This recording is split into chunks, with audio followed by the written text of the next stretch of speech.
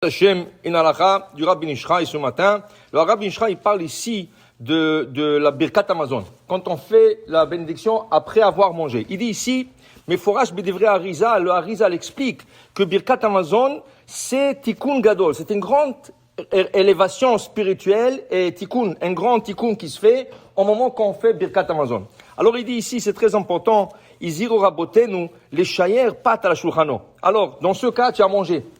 Tu as mangé avec du pain. Si tu n'as pas mangé avec du pain, on n'en parle pas. Mais si tu as mangé avec du pain, c'est important d'avoir un peu du pain à table au moment du Birkat Hamazon. On apprend ça d'Elisha Hanavi.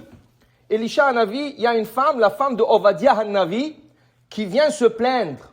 Elle dit que le roi il lui a pris ses 2 enfants. Pourquoi il lui a pris ses 2 enfants? Parce que son mari, Ovadia, il a nourri 100 Nevi'im, 100 prophètes. Quand Isabelle, elle voulait tuer tous les prophètes. Alors son mari, il a pris en charge 100 prophètes, il leur payait à manger, à boire, mais il les a cachés dans 2 grottes. 50 dans une grotte et 50 dans une autre grotte. Et là, il payait, alors il allait chez Achav, le roi.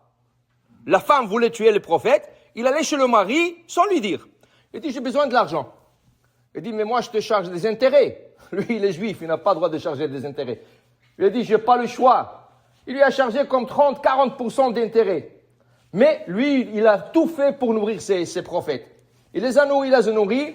À un certain moment, il était trop pris avec la charge. Il est décédé. Et là, la femme est restée avec la dette. Le roi, il est venu, il lui dit, ton mari me doit de l'argent.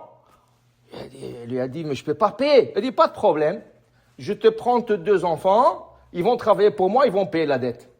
Mais Achav, il mangeait non kosher, pas de Shabbat, pas rien du tout. Il prenait des intérêts. Il faisait sa femme, c'est Avodah Zara.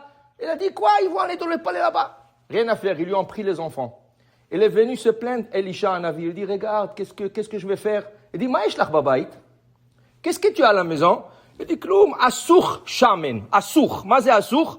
Un jar vide. Il reste 2 gouttes d'huile. 2 gouttes. Ah, c'est bon. C'est assez bon.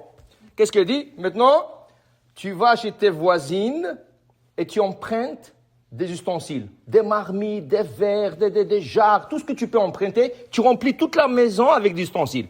Elle a fait exactement comme elle a fait. Elle dit maintenant, tu prends le jar avec le 2 gouttes et tu commences à remplir. 2 gouttes, tu commences à remplir. Mais tu fermes la porte. Elle a fermé la porte. Elle a pu, avec la bracha du prophète, de remplir tous les ustensiles. Elle est retournée chez le prophète. Il dit, va vendre tout. Tu auras à payer ta dette et tu auras encore de l'argent à vivre encore longtemps. Il lui a dit, Maïesh lach babait. Pourquoi? Une bracha ne peut pas résider sur du vide. Il faut quelque chose. 2 gouttes d'huile, c'est suffisant pour avoir une bracha. Tu as mangé, laisse 2 miettes de pain à table. 2 petits morceaux à table. Tu vas faire Birkat Hamazon. Comme on dit, Masha achalnu, yé le sova. Ou Masha otarnu, yé le bracha. Mais si tu n'as rien laissé. Le Rav Yosef, il dit que Bediava, tu peux compter sur le pirourim, sur le miette de pain. Mais il faut quelque chose. Il faut quelque chose. Okay? Alors, Rabbi Nishra, il dit, c'est important de laisser quelque chose au moment du Birkat Hamazon. Et il dit, qu'est-ce qui arrive si la personne a mangé et n'a pas fait attention et n'a rien laissé? Lo yishir shum davar. Il a tout mangé. Il n'y a pas de pain. Il n'y a pas. Qu'est-ce qu'on fait? Dit le Rabbi Nishra, dans ce cas, cette personne doit aller à la cuisine ou quelque part, emmener du pain, mettre.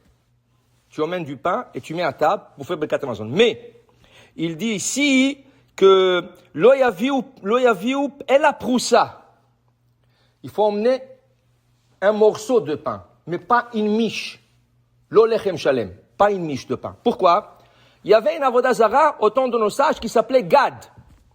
Aorchim le Gad shulchanam. Il y avait des gens qui croyaient dans cette avodah zara qui s'appelait Gad.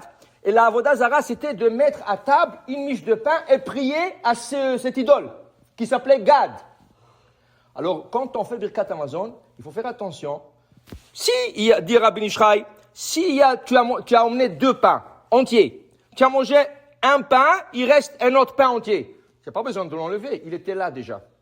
Mais d'emmener spécialement pour Birkat Hamazon une miche entière, ça a l'air comme si tu priais à Gad. Dans ce cas, le vendredi soir, c'est très important aussi, Tu as 2 chalotes. Tu coupes une, il te reste une. Okay? Cette une, elle peut rester à table pour Birkat Hamazon. Mais quand tu vas dormir et tu débarrasses la table, tu enlèves cette miche entière de la table. Tu laisses rien que le morceau de challah qui reste. Mais pas une miche entière.